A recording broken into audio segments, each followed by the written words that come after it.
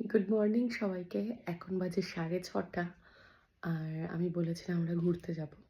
তো আমি আর আমার দিদি রেডি হয়ে গেছি, মানে পেচি যার বার্থডে ছিল। তো এখন আমরা রেডি হয়ে গেছি বলতে পুরো রেডি হয়ে গেছি, এবার শুধু ড্রেস আপ বাকি আছে। তো রেডি হয়ে তোমাদের সাথে অবশ্যই শেয়ার করব, আর জার্নিটা অবশ্যই তোমাদেরকে দেখাবো।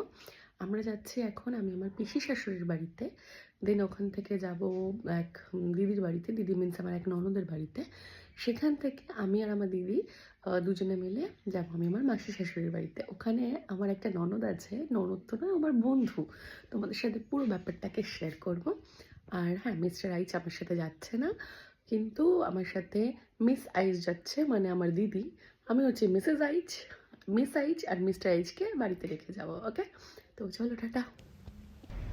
তো যথারীতি আমি আর দিদি বাসে উঠে পড়েছি।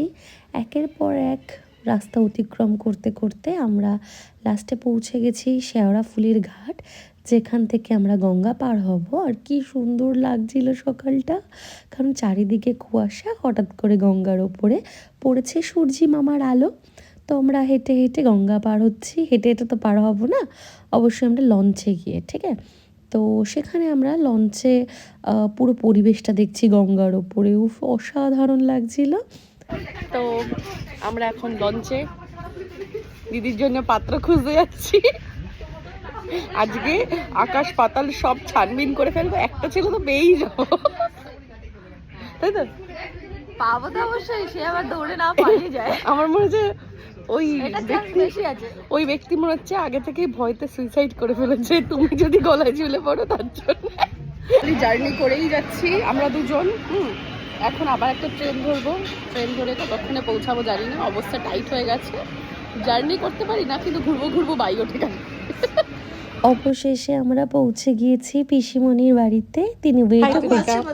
হাই, এটা হচ্ছে আমাদের পিসিমণি। পিসিমণিকে হাই করে দাও। এটা হচ্ছে আমাদের মাসিমণি। সবার সাথে আলাপ করার পরে আমরা মাসিমণির একটু উপরের ঘরটা দেখতে গিয়েছিলাম। খুব সুন্দর ছিল, তোমাদের সাথে অবশ্যই শেয়ার করব। কিন্তু এবার আমাদের রওনা দিতে হবে। আমরা আসলাম, ঠিক আছে? হ্যাঁ টাটা। তুই চল তাহলে, রেডি? হ্যাঁ রেডি, চল চল নেক্সট গন্তব্যস্থল। হ্যাঁ, নেক্সট গন্তব্যস্থলে। টাটা।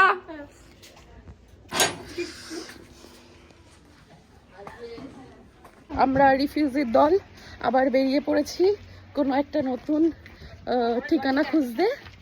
তো সেক্ষেত্রে আমরা আবার রেডি, আমরা নতুন থাকার জায়গা খুঁজতে যাচ্ছি। আর একবার কি আমাদেরকে জায়গা দেবে।